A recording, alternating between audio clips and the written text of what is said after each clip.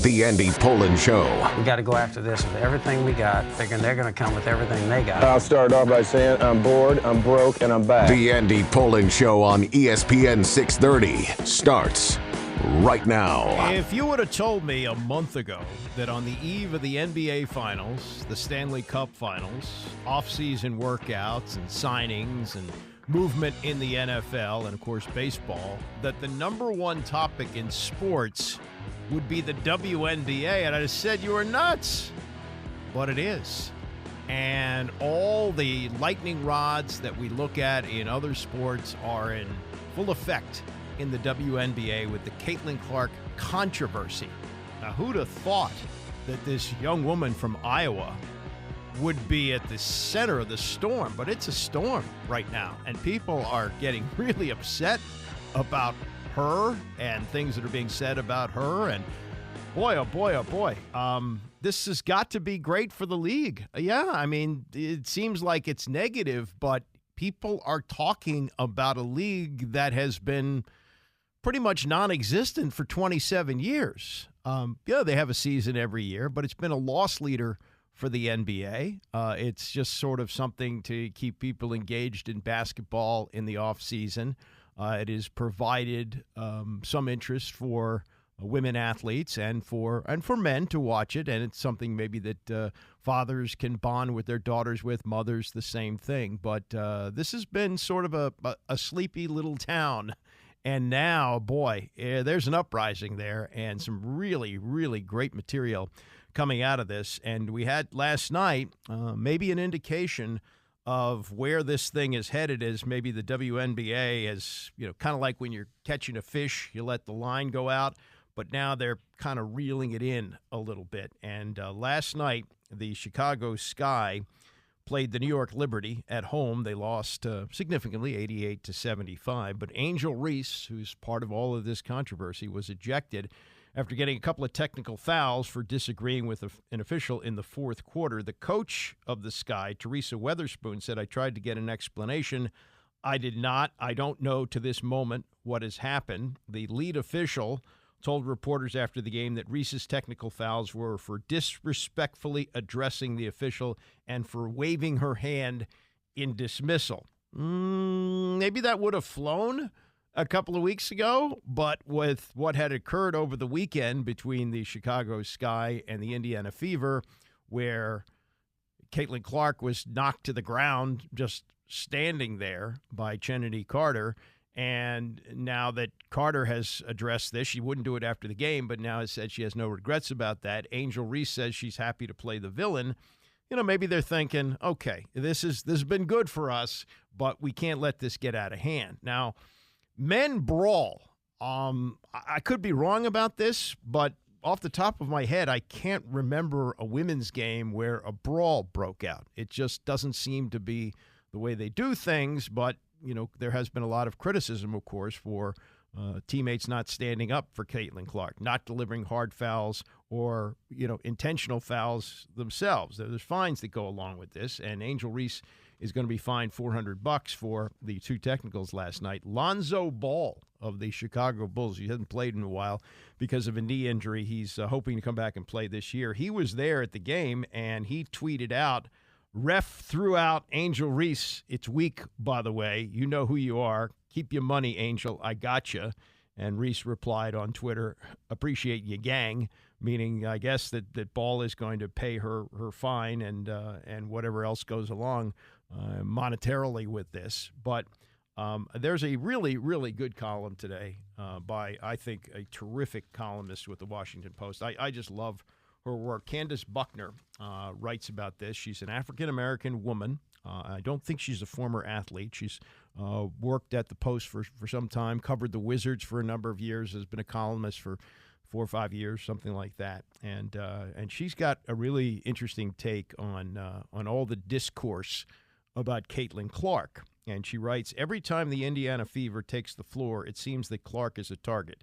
That would be expected because her range starts from the moment she enters the arena, and any opposing guard smart enough to have poured over Clark's college highlights knows she better play defense for all 94 feet. And yet, When Chicago Sky guard Kennedy Carter committed a flagrant foul by shoulder-checking Clark on Saturday, she became the subject of an ugly discourse that assumes Clark's frailty and accuses rivals of villainy.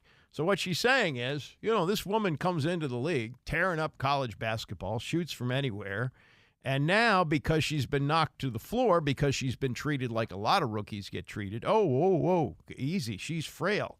Well, it's one or the other. Either she's a great player, an assassin, or she's frail. And I don't think she wants to be known as frail. I don't think the Indiana Fever want her to be known as frail, but there are a lot of factors involved in this, and race is one of them. Mike Wilbon talked about it the other day on PTI, very eloquent about that, and this is what Candace Buckner, an African-American woman, writes here. She says, the moment is being magnified as incriminating evidence that brutish black women are jealous of the league's supposed savior and therefore would rather manhandle her than show appreciation. Because Clark is the linchpin drawing sellout crowds and groundbreaking ratings, the marketable star with the agreeable skin color and sexuality, yes, I mean, that's a factor too, that she is straight, and there are a number of players in the league that have come out as being homosexual. Her plight carries a sympathetic bent that most in the loyal audience agree with. They don't view her as the incredibly fierce woman who has no problem employing a ref to call an effing foul, nor simply as the deserving honoree of the WNBA's Rookie of the Month award, who, despite leading the league with 5.4 turnovers per game and posting one of the lowest field goal percentages, 357, has still put up an impressive offensive line of 15.6 points and 6.4 assists. Her most compulsive fans have treated her struggles as cause for protest. Clark is only getting to the free throw line 4.4 times per game. They would really like to speak to a supervisor about that, that maybe she's getting fouled more than that. Then she noted what Charles Barkley said before they wrapped things up on TNT this week, that the fouls against Clark somehow prove that players are being petty and are better off sticking to male sports. And Candace Buckner writes, consider what that argument implies, that Clark has elevated the league so much that competitors, paid professionals, should send Clark thank you notes before every tip-off, then spend the rest of the game ushering her to the paint for open layups. How many other athletes in the history of mankind have been criticized for competing too hard? And who on earth would consider Barkley, who once told a female reporter, I don't hit women, but if I did, I would hit you, a thought leader on women, or as he called WNBA players, these girls?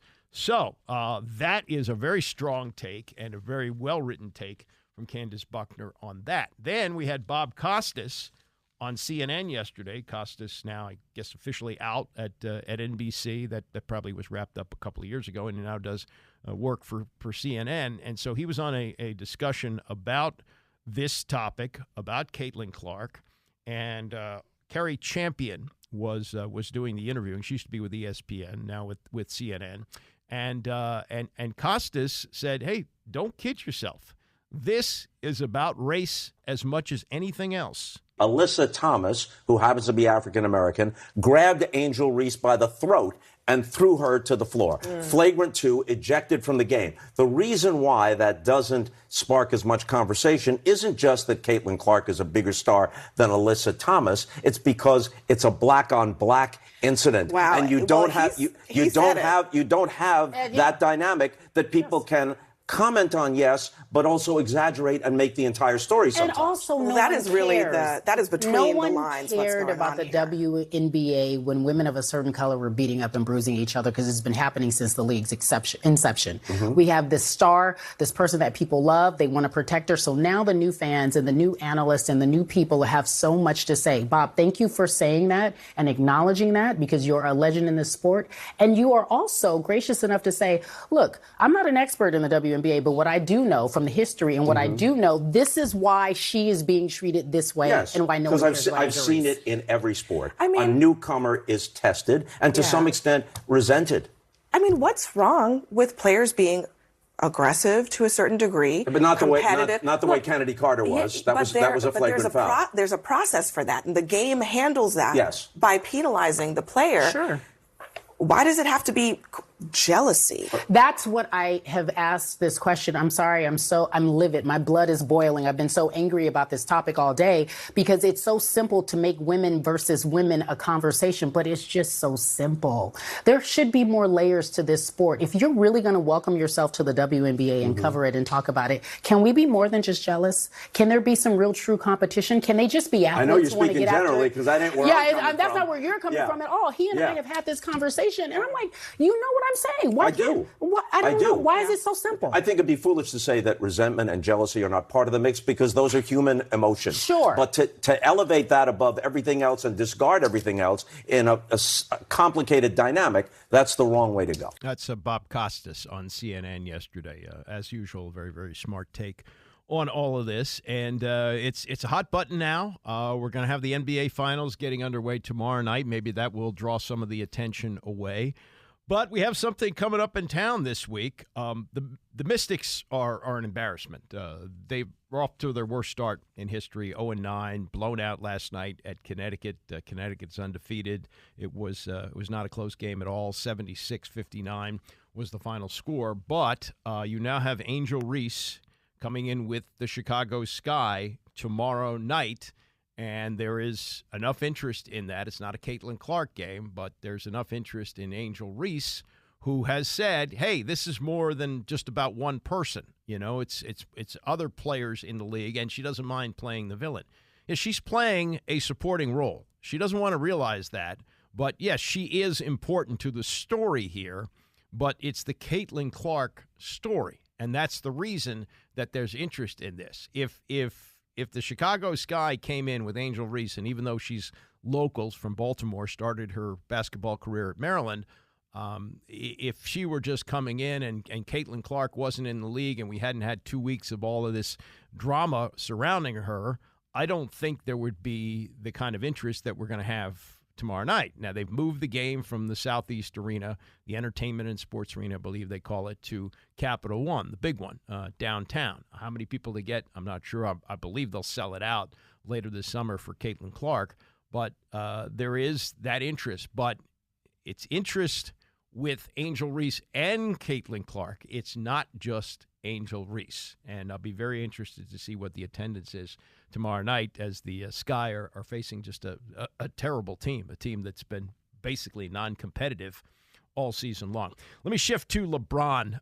LeBron showed up on, and this could be an interesting dynamic next year. I would imagine that J.J. Redick would have to abandon the podcast. It's not connected, as far as I know, to ESPN, but he does one with LeBron James. And it's pretty certain now with all the various reporting that the J.J. Redick, after the finals, he's going to broadcast them on ABC, will become the coach of the Los Angeles Lakers and will now be coaching his broadcast partner on the podcast, LeBron James. So they did one yesterday, and you got to love LeBron because, you know, LeBron is not only a player, he's the coach, he's the GM. He pretty much runs the league. And he played 3 years with Kyrie Irving. They won a championship together. It was Kyrie who hit the big bucket. It was LeBron who had the block to save the game, but it was Kyrie who had the winning bucket, and they won a championship together, but didn't stay together. They broke that up. And now that Kyrie has the spotlight in the finals and LeBron is not playing in the finals, as he told J.J. Redick on the podcast yesterday, Mind the Game, he said, I have real regrets here that I don't have Kyrie Irving anymore. Listen, I will call Kyrie the wizard all the time. Like, all the time. Like, there was nothing on the basketball floor that Kyrie couldn't do. And sitting here watching it, you know, I'm playing like so happy and so proud and to watch him and continue his growth or whatever the case may be. And at the same time, I'm so mad at the same time that I am not his running mate anymore. So I'm like, I just remember those times. And back to what you were saying, JJ, like to have a guy like Kyrie Irving as the ultimate wild card, that's like having It's like having a draw 4 in your hand every time someone deals you cards in Uno. Like every single time. Because he has the ability to, like you said, I saw in game 1, Western Conference Finals, game 1. You know, I think up until that point, I don't know the stat because I'm not writing down the stats and I don't call the games like you guys, but I think Kyrie was only averaging like 8 points in the first half, like in the second round of the playoffs. You know, he was getting his 16 to 20 in the second half, but in the first half of games, you know, it was like 6 to 8. Yeah, I don't know the exact number. It was 6 to 8. Yeah. And you're like, okay, you know you're gonna have Kyrie in the fourth, but I need you sometimes in the first half too, brother. But like what he did in game 1, it was like at the Western Conference Finals, you was like, that was like, oh, Dallas may be able to not only win the Western Conference Finals, they might be able to win the whole thing because of that wild card. I have so many words to praise Kyrie that I end up with absolutely none because he's the most gifted player the NBA has ever seen. This has been a weird relationship. LeBron leaving Cleveland to go to Miami. He had been the number 1 pick of the Cavaliers. They burned his jersey when he left town. They stunk bad enough to draft Kyrie. LeBron, after winning 2 titles in Miami, goes back to Cleveland for unfinished business, wins a championship with Irving. Then Irving decides after 3 years, I don't want to be in LeBron's shadow anymore. I want to be the man. So he gets himself traded to Boston. It's not as easy as he thinks. Who does he call for advice in Boston, how to get things going? He calls his buddy LeBron. So they reconnect. Then the last season, not this season, but when it was clear it was over for Kyrie in Brooklyn and they were going to trade him, the Lakers were trying to get him. You know, LeBron goes, oh yeah, I'd like to get him back here. And they offered a package which included Russell Westbrook and 2 future first-round picks. But Dallas had the better deal. Spencer Dinwiddie, Dorian Finney-Smith, and an unprotected first-round pick in 2029 and a couple of second-rounders. So that was a bigger package. He goes and he plays with Luka Doncic, and we have seen what has happened. Now LeBron has got seller's remorse, or whether it was seller's remorse or departure remorse. Could he have prevented Kyrie from leaving? He probably could have. He probably could have soothed his ego. But he maybe had enough of Kyrie at that point, and maybe he knew at that point he was going to jump to the Lakers anyway. So it's just this is Adam Silver's league, and the players now run the league, and they run it in a way where you go, well, okay, I guess it makes sense for them. Doesn't seem to make sense for us, but it makes sense for them. Coming up, what's in a name? And it's another football story, plus Sam Howell speaks. We'll get to that and more. It's the Andy Pollin Show, ESPN 630. The Andy Pollin Show on ESPN 630, the sports capital. Orioles continuing their series in Toronto tonight. We got Orioles preview coming up at 10:30. Brendan Forney, who's the director of baseball strategy for the Orioles, that's analytics. He'll join us at 10:30, and also some comments from players and the manager from last night's 10-1 blowout in Toronto. They have had some big scoring games this year. The pitching sometimes has let them down. It did not last night, as they got another great performance out of Corbin Burns, who's on his way, it looks like, to winning the Cy Young. He's 6-2 and has just been terrific in almost all of his outings so far for Baltimore. So we'll get to that. We got a college football player coming to Ohio State named Lamar Jackson Jr. Obviously, Lamar Jackson, the quarterback for the Baltimore Ravens, the MVP of the league, is way too young to have a son that is going to play college football. So the dad is not that Lamar Jackson. Thing is, ever since he was a kid and he played running back, he picked up the nickname Bo. So this Lamar Jackson, better known to his friends, teammates, coaches as Bo Jackson, is going to go to Ohio State. He's a 4-star running back from Cleveland, ranked the 9th best running back prospect in ESPN's 300, number 6 overall prospect in the state of Ohio. He's a stud. And Ohio State does run the football. You do run the football in the Big Ten. So it's been so long since Bo played football at all. I mean, it's been, 35 years since his career ended with the Raiders? And it still is a magical name. I would think, though, a kid who's 18, 19 wouldn't really have the connection with that. But it's, it's like one of those things where a guy shows up to play baseball and his name is Mickey Mantle. Well, if it happens today, the guy may not know much about Mickey Mantle, but for those of us who saw Mickey Mantle play, know the name, grew up learning the name, it means something. So when Bo Jackson shows up at Ohio State, there are older people going to go, well, let's see if he is really Bo Jackson. And Bo Jackson, I mean, in terms of athletes, and Dick Schaap, the late, great Dick Schaap, in putting together the top 50 athletes of the 20th century, as ESPN did that, he ranked Bo Jackson number one. Now, Bo had a short career in both baseball and football because of the hip injury he suffered playing football. But I think it's possible to make the case that he was that good. He made the All-Star game and the Pro Bowl same year. And he was the MVP of the baseball All-Star game as he led off the game with a home run. So, wow. I mean, for young people, and I'm sure some have heard the legend of Bo Jackson, but for older people, seeing Bo Jackson line up in the backfield for Ohio State, that's something. And, oh, by the way, Auburn did make him an offer. That would have been a big mistake, I think. That would not have been something that would have been a good move on his part to go to Auburn. As good as he may be, as he was never going to make people forget the original Bo Jackson. So best of luck to Lamar Jackson Jr., better known as Bo, as he starts his college football career at Ohio State. Sam Howell is now participating in off-season workouts for the Seattle Seahawks as he was traded there, and traded pretty good deal for the Commanders. I think they got a fourth that could become as high as a 3 in a year or so. I forget how that all worked out, but it was like it was a really good trade for a player that they were not going to have around anymore, and it made sense. You've got a guy in Marcus Mariota who's prepared to be the backup. You got a guy in Sam Howell who started 17 games last year, and he would have taken the demotion. He would have understood it. He's the coach's son.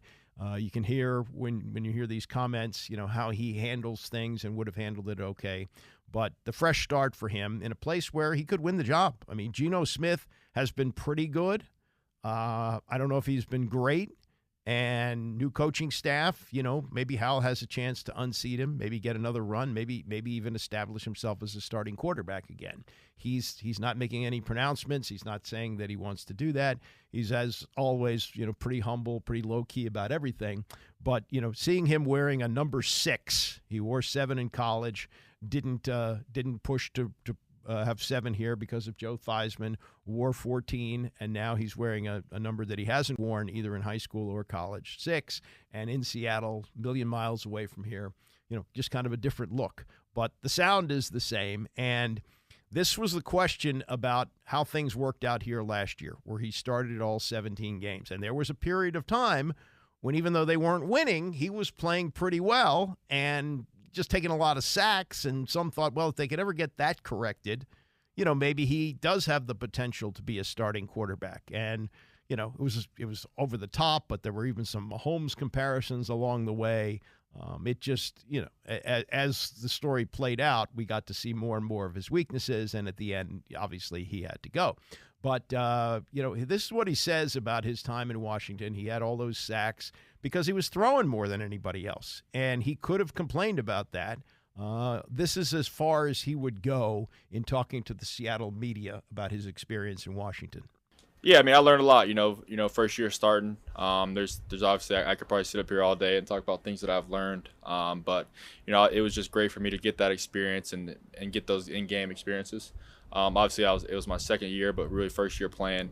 So there's nothing like getting those live game reps. So there's definitely a lot of lessons to be learned, and I think those things that I've learned will make me better the next time I get an opportunity. And just as a quarterback, as a rookie, getting to throw more than anybody else in the league, was it just a blast as a quarterback to wing it around the way you did?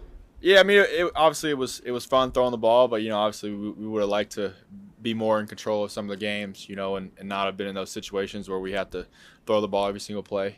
But it is what it is. We tried to win as many games as possible, and obviously didn't really work out for us. But that year's behind us. It's a new year. I'm happy to be here in Seattle and happy to get to work. Well, you had a chance to reflect on how last year went, looking back at film. Where are the areas come to Seattle now that you feel like you need to improve the most in your game?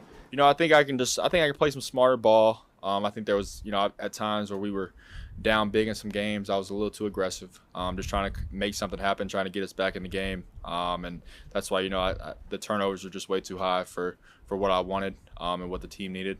So I think that's definitely something that I can take from last year. It's just, playing better football, playing smarter football, and those are all things that I think I can do better moving forward. That's Sam Howell taking the high road about his experience in Washington. Look, I don't know if something like this will ever be experimented with like that again. There were reasons that it happened. The team was up for sale.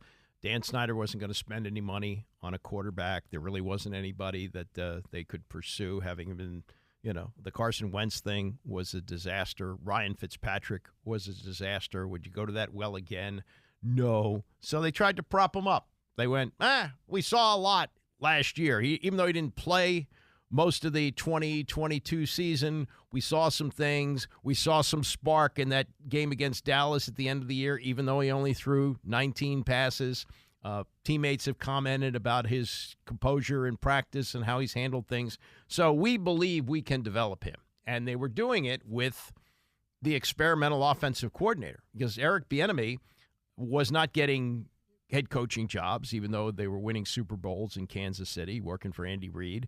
And so they named him associate head coach here. So they gave him a bigger title, and he got to call the plays. Well, he wasn't calling the plays in Kansas City, and some said, well, that's why he's not getting a head coaching job, because Andy Reid calls the plays. When he got the opportunity to call the plays, he called a hell of a lot of passes for an inexperienced quarterback who had a really bad offensive line. And those are things that Howell could have pointed out. He could have said to the Seattle media, well, look at what I was up against last year. And we were also, the defense didn't perform as well, and we're playing from behind all the time. But he didn't. He said, look, he did hold on to the ball too long, took all those sacks. He did try and force too many things, which led to the turnovers.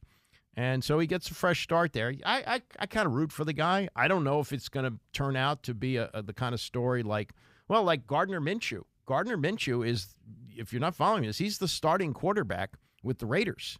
Gardner Minshew is the guy, and I think he was an undrafted free agent, and he's been a backup, he's been a starter, and he continues to hang in there, and maybe that's going to happen with Sam Howell. But definitely likable, definitely understands how the game is played, both on and off the field, son of a coach, and I think Seattle made a good move in picking him up. Whatever they had to give up to get him, he may wind up helping them a lot. A couple of other things here before we round out the hour.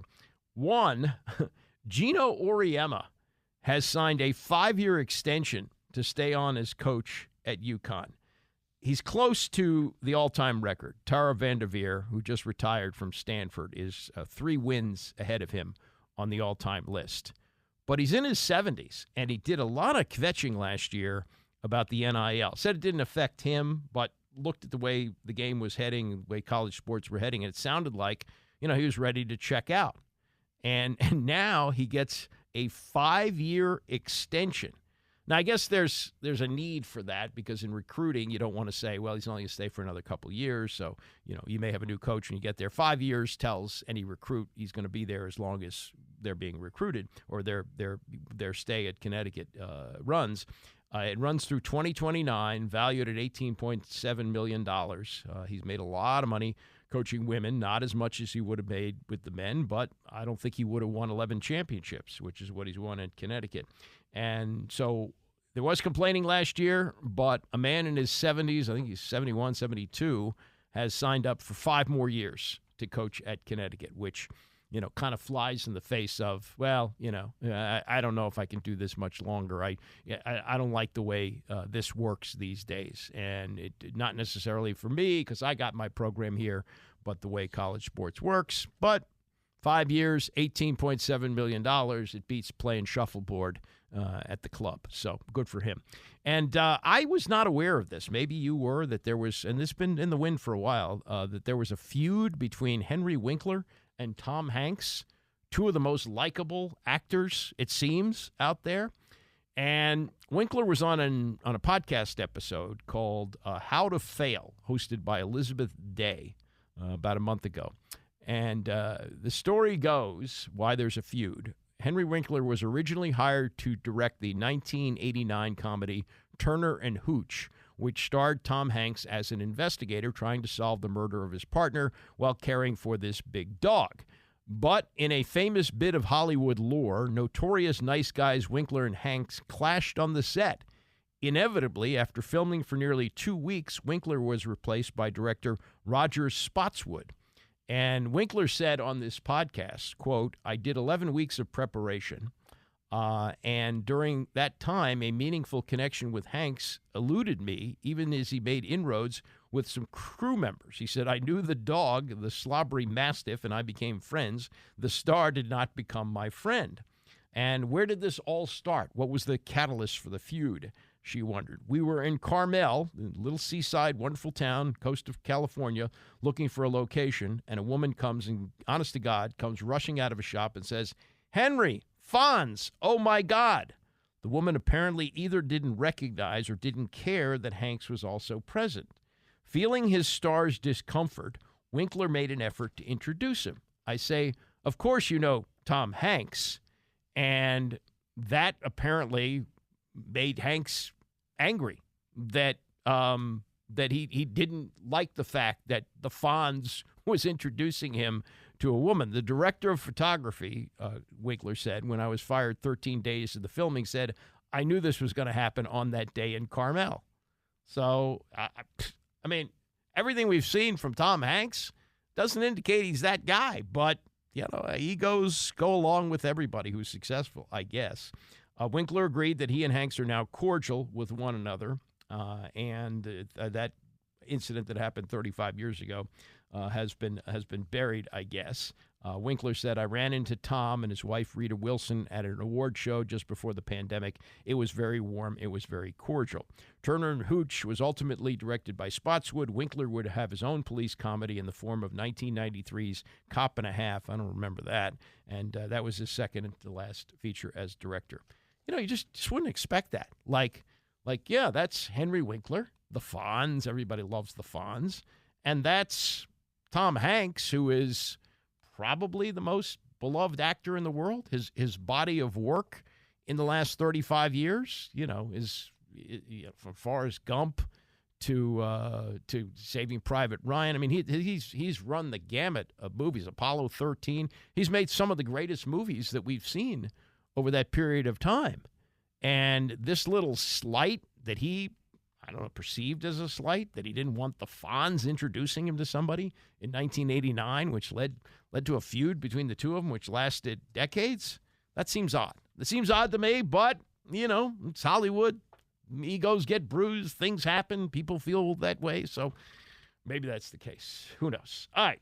Orioles preview next hour. We'll talk to Brendan Forney, the Orioles director of baseball strategy. Also, we'll hear from Brandon Hyde and Connor Norby, who got his first hit in the major leagues, which was a home run last night in the blowout of Toronto. And also, we'll do some basketball stuff. The Wizards introduced Brian Keefe, their new old coach, who finished up last season. He may have the best job security in sports. Yeah, we'll get to that and more as we continue. It's the Andy Pollin Show, ESPN 630. It is hard to believe that we're having to shift our focus away from the WNBA to get to the NBA. But that's just the way things have unfolded in particularly last few days after what happened this weekend between the Chicago Sky and the Indiana Fever, where the Golden Child was knocked to the floor, and everybody's screaming and yelling about that. Everybody's got a different opinion. It's drifted into the real world, beyond sports, because it addresses race. It addresses a lot of issues that have been under the surface for a while. And Bob Costas spoke about it yesterday on CNN, where he said, hey, you know, we had an incident between two black players similar to that, and nobody said anything. And because it involved a white woman, and the fact that she's straight, I think that's a factor too. She makes a lot of people feel comfortable that we have this wild controversy about her. And tomorrow night, we got the Chicago Sky coming here. They're going to play the Mystics, who stink, by the way. They're 0-9, blown out last night. Connecticut's a good team. They're the only undefeated team, but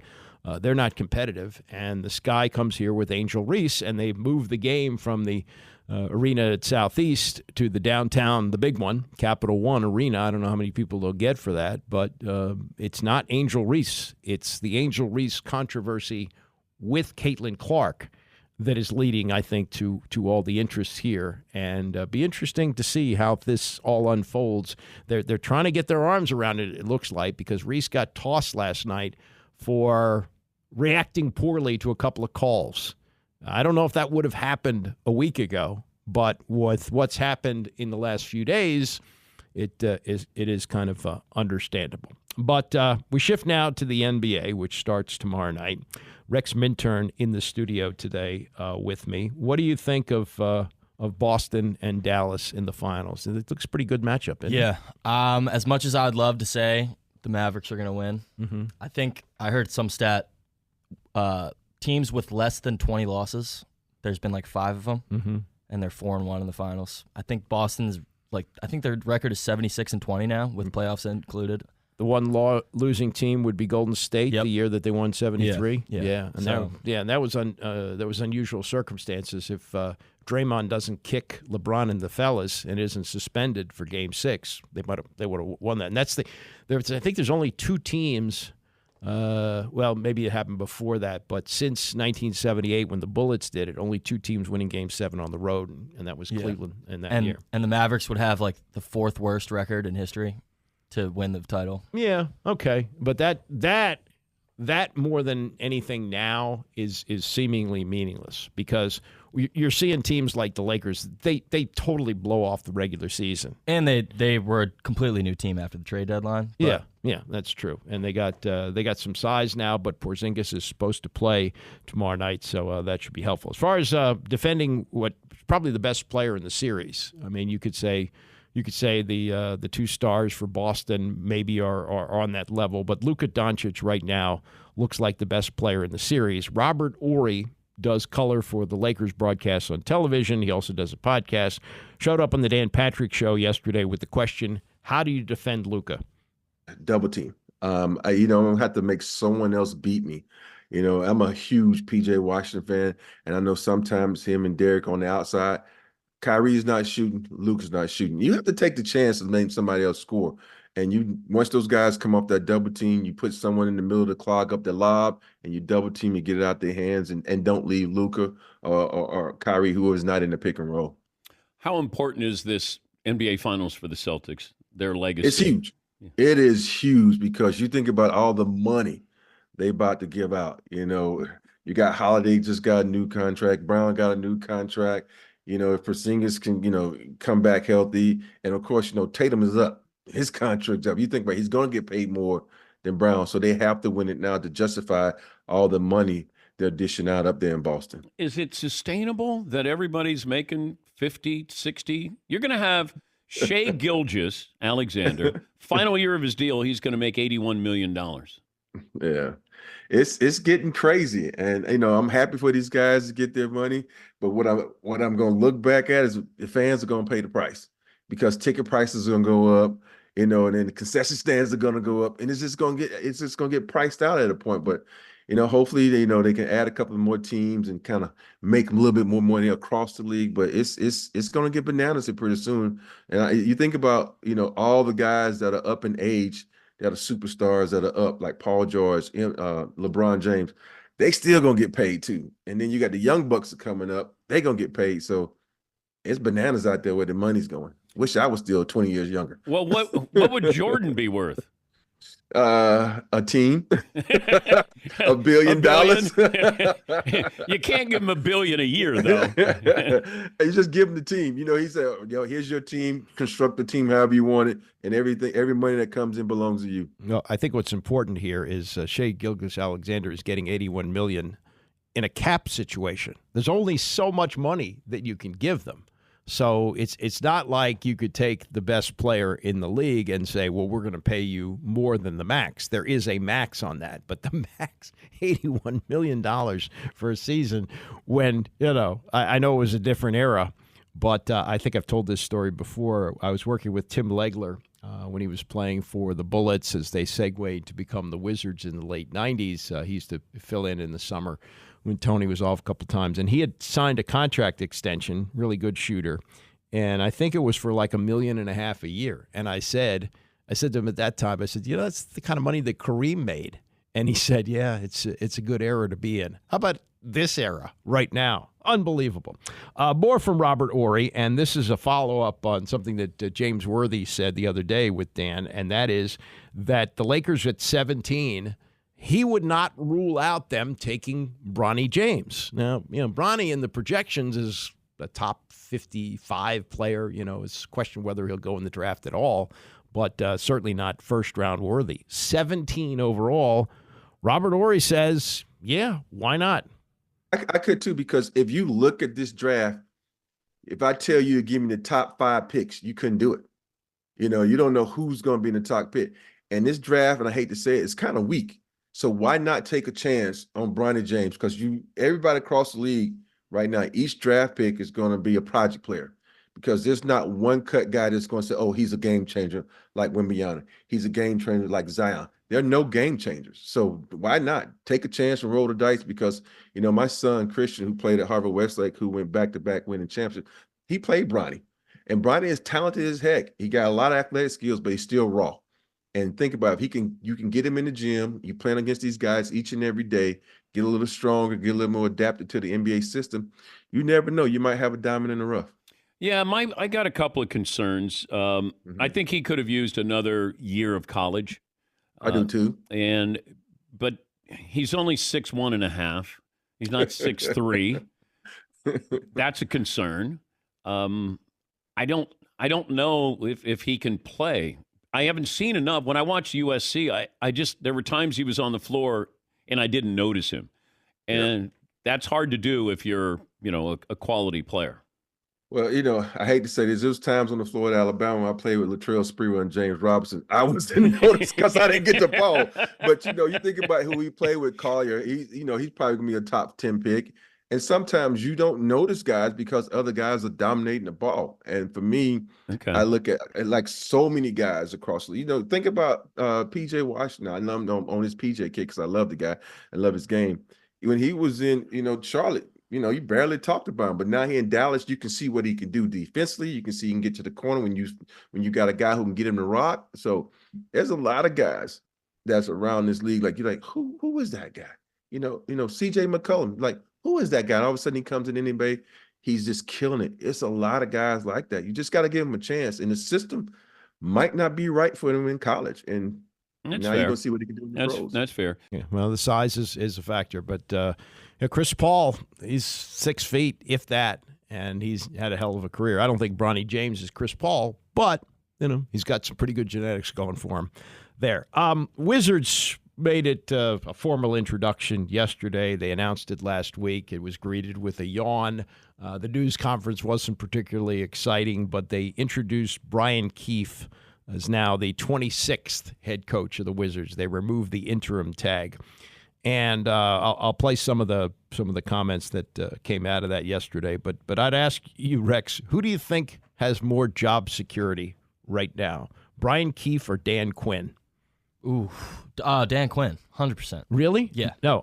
Here's what I see. If Quinn wins, let's say 5 or 6 games this year and next year, he's out. I think Keefe, he can have another 15, 16 win season next year and the year after that, and he stays. I don't think so. Nah. After that second year, no.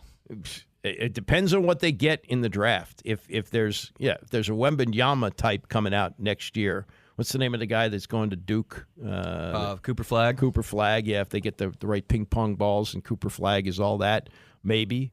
But and listen to some of the things that were said. But it sounds to me like okay, we like his style. We like the way he works with the players, and we're building. They kept calling it the ground up. I mean, they're nowhere near where they want to be. So yeah. I could see now if he has 3 straight seasons like that. If he isn't flirting with 500 in year 3, maybe. But I would say the next 2 years, if they have similar records, you can't equate football and basketball with the number of games, but if they have similar win percentages, I think Keefe is going to stay. I think he's their guy for a while. I don't think did you see any reports of them interviewing anyone else? They said, and we'll get to that, they said that they had a process there. So let's get into this. This is Keefe, who I didn't know he even existed until they named him the interim coach when they fired Wes Unseld Jr. This is going to be an old reference, but he looks like Stan Laurel, from Laurel and Hardy. He just has, again, players seem to like him. He comes from the Spoelstra path where he started out as a video coordinator. He was a pretty good college player, a higher level than Spoelstra was, played at UNLV. So he was a decent college player, coached as an assistant in college for a while, and then got in with the Spurs. It's a good place to start as a video guy, and has worked his way up, was an assistant coach starting last year, and is now the head coach. This was his introductory remarks as the official introductory news conference took place for Brian Keefe yesterday. First of all, I want to thank Ted, Michael, and Will for your belief in me to help lead this organization. I'm truly grateful and humbled by this. This is a great responsibility, and the one thing I think about is how excited I am about it, because I get to partner with Will, with Michael, to build something, and someone who I share the same core values with. The thing that's really exciting about this is that this is a very rare opportunity in sports when you get to work with people who are aligned from ownership down to front office to coaching, that we're invested in finding the right way to do things, to look at every corner, to look at the best practice, so we can streamline our process to be the best versions of ourselves. And I think that's a rarity in today's sport, and to get the opportunity to do this with this group, specifically with Michael and Will, who I've known for a long time, and I care tremendously about them as people first, but also the way they can do their job. It's a huge honor. I also realize that when you get to this position, you don't do this stuff alone. Yeah. There's a lot of people who have integral part of my life to help me get to where I am today. I'm not going to say a lot of those people's by names because there's too many people to mention, but the coaches I had when I played for growing up, the teammates I had, the coaches I got to work with and learn from. There's a long list of people that I owe a lot of gratitude to. And then finally to the players, and great that a lot of our players are here today, that you guys let me in your lives. And a lot of, I've coached for a long time, almost 25 years now, that you got to be part of their journey and help them realize their dreams. That's all I've ever asked in life. And I'm thrilled to continue to do that here with the Wizards.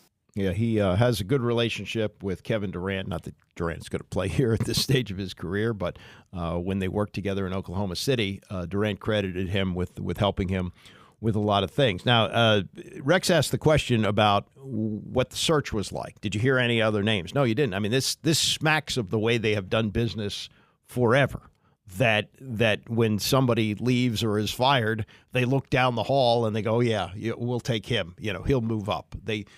And Ted has really never, as far as I know, maybe it's happened once or twice, but he never pays a coach beyond his contract in most cases. I don't think they've fired guys with multiple years left. In maybe some cases one, but I don't remember that. So this is and supposedly Unseld is with the organization. I don't know what he does. He's with the Bulls now. Oh, Unseld moved to the Bulls? Okay, so they worked it out that he left. Okay, I didn't even see that.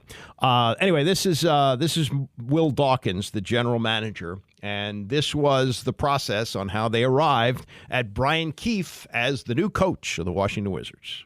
We were really intentional. We were deliberate and thorough in kind of going through the process. We wanted to make sure that we found the right person for the job moving forward. So we went into it open-minded, knowing that our organization is a place where we're trying to be inquisitive and trying to make the best decision for everybody. And at the end of the day, we feel very comfortable that was Brian. And just a note on Brian, through those 19 years he's been in the league, his hard work, I'd put it up there with anybody.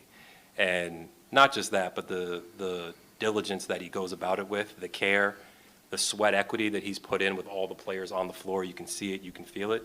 But he's also a student of the game, and he spent a lot of time behind the monitors figuring it out. He talked about the coaches that he was with, some really bright basketball minds that he's in coaches' meetings with. And at the very beginning, whether you should have or should not, you were always speaking up and trying to contribute, and I think that kind of shaped you. So he's ready. All those experiences have him ready to lead this team. And through this process, you learn a little bit more. I wouldn't say it's new, but something that I probably confirmed for me is Brian has a unique ability to see people and things for what they can be, not for where they are or who they are right now, currently. And when you think of our team and the phase that we're in, that's vital. That's really, really important. And you got to have that belief to put into people and see where it can go. And we're in the bottom phase of building that foundation. And I think we put some of those blocks together this year. The bottom takes some time, and he knows that, so we'll continue to build that out. But it has to be sturdy and build it up from there. And he's all about habits. He's all about people. And he confirmed that he can see big picture things and the belief in people. So there's a lot of things that led us to Brian, but at the end of the day, the things that we knew about him, he confirmed and gave us some new stuff as well. Bottom phase of building that foundation. That's not something you hear very often as a new coach is introduced. You know, we have high hopes. We're not going to set any special expectations or anything. Bottom phase. This is honesty, and this is what we've been asking for. So you really can't complain about this. We said stink so you can get good. And this organization has a long history of being just okay. And this goes back, really, I'll tell you how far it goes back. When Wes Unseld retired after the 81 season and Elvin Hayes was traded to the Houston Rockets, that was the opportunity for this team to really stink, and get good draft picks. You know, you might have wound up with a Jordan or a Olajuwon a few years later if you did that. Nope. Abe Pollin wanted to keep it competitive. He got some older players in here for draft picks. They even made the playoffs a couple of times post Unseld and Hayes.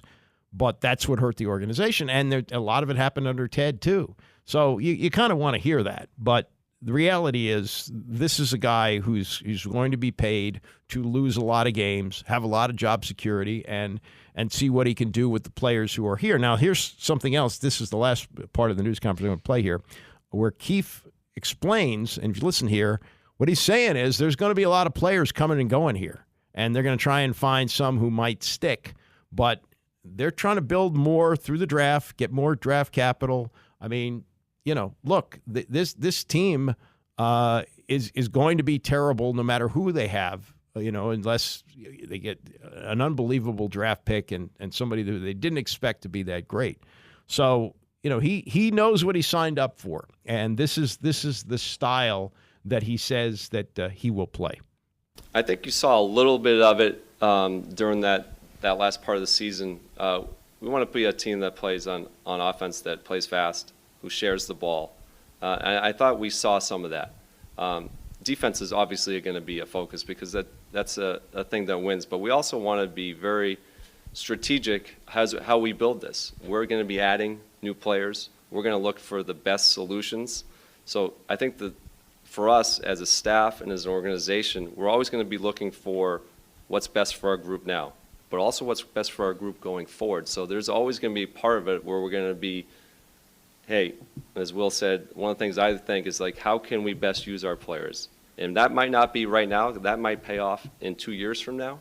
So we're always going to be pushing the envelope in terms of what's going to make us a sustainable winner, because that's, at the end of the day, is the most important thing for us. Translation: it's not what you can do for me now. It's what you can do with your value down the road. And they will be trading for the future as the period goes on. The draft this year, they have the second pick, the 26th, and the 51st pick. So they got 3 draft picks, and they're stretching out the draft for 2 nights. This is just I hate this because, you know, after you get past the first 15 picks.